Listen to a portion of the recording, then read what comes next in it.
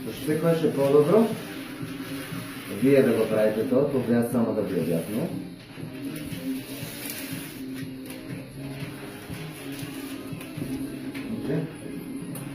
Ова е предниот дел, да го направите денеска, може таму да земе тај дел, не?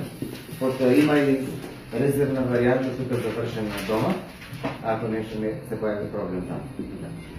Значи, нешто што за никој не праша, зашто има црвена линија на шаблоните, една единствена црвена линија, тоа е правецот на кроење. Значи, правецот на кроење е вертикален и е по должината на материјалот. Значи, паралелен со ивицата на материјалот. Ивицата на материјалот не го определува правецот на кроење.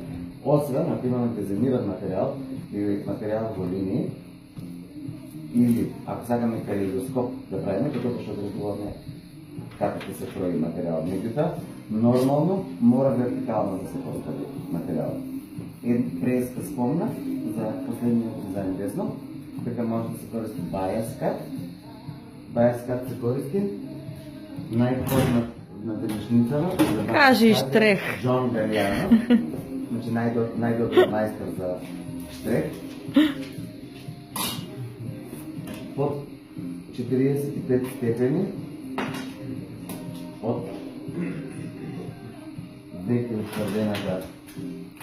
утврдениот правец на материјалот. Значи, кроењето и поставувањето на материјалот оди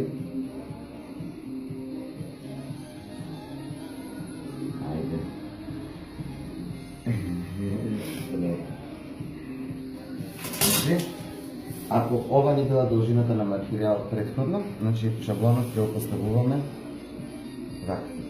Тогаш се добива поголема еластичност на материјалот, меѓутоа и поголеми маки за шиење.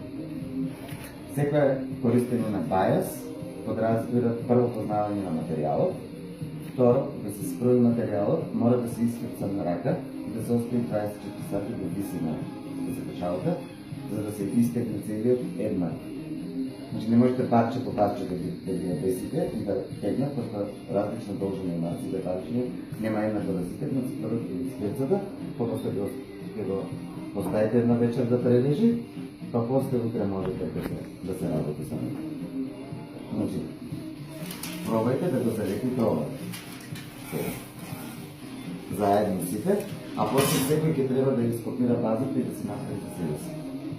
Ако сакате, ако ви треба, ако не, направите една, па после копирајте да сите, ама нема да можеме да правиме промени на шаблонот ако е една, само една. Ајде, лепете го.